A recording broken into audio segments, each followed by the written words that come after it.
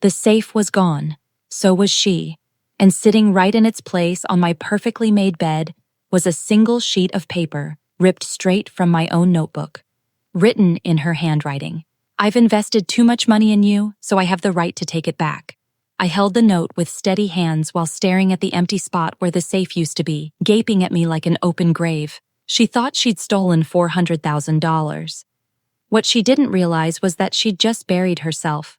It hadn't always been a war between us. When I was a kid, all I wanted was her approval. Straight A's, no parties, no trouble.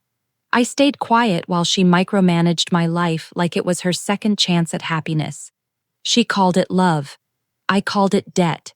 "You wouldn't be here without me. I gave up everything for you." That was her mantra. Love with her always came with a receipt. Conditional, sacrificial, transactional. The cost was me.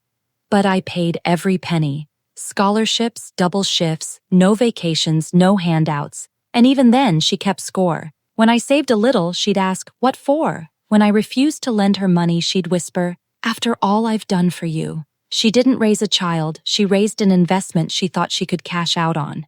Last month, I mentioned the safe. She was in the kitchen, stirring sugar into her tea like she always did. 3 loud clinks, then a slow swirl. I said it like it was nothing, careless. "Finally hit 400 grand, I told her. All locked up in the safe." Her hand froze mid-stir, just for a second. That was all I needed to see. I could already feel it. The shift in her tone, the forced smile, the secret phone calls, the way she lingered by my bedroom door pretending to clean.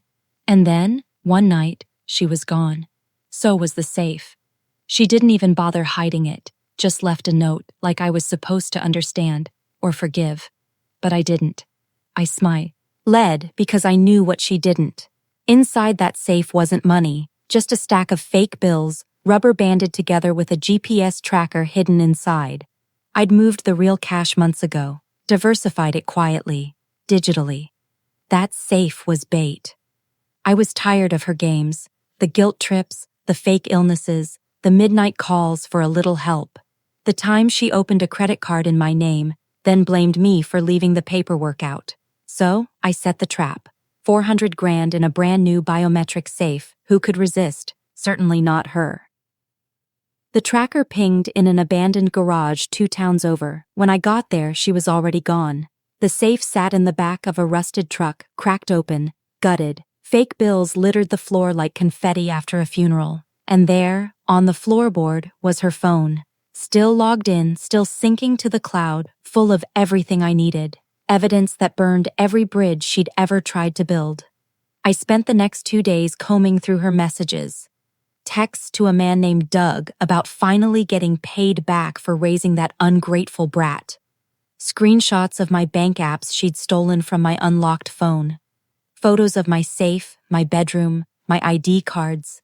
Even a voice memo of her rehearsing a story about how I'd gone missing and she needed emergency access to my funds. She wasn't just planning to steal from me, she was planning to erase me, so I stayed quiet, let her think she'd won, while I filed identity theft charges, froze every account, and sent every relative and family friend the truth. Screenshots, voice memo, everything. 3 days later, she came back, knocked on the door like nothing had happened. Her smile was hollow, her eyes darting. "Let's talk," she said. I stepped aside, let her walk in, let her see the safe sitting right where it used to be. Wide open, empty, mocking her. She looked at me, her voice shone. "King." "I made a mistake." I met her eyes. "No, you made a choice." Then I handed her an envelope. My lawyer's letter. Restraining order, full documentation, a pending lawsuit. Her face drained of color. "You're really going to throw away your own mother?" she whispered. I nodded once. "You already did." She stepped back, something breaking inside her, and I closed the door behind her. That was 6 months ago. The lawsuit's still dragging on. She's tried twisting the story. Said I forged the audio, said she was scared for my mental health. But none of it worked. Not with the screenshots, not with the emails, not with the paper trail. The truth is too heavy to hide. People say revenge is loud, but mine wasn't. It didn't need to be. It was quiet.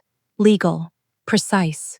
She thought she took my money, but what she really took was the last mask off her face. And honestly, that was worth every cent.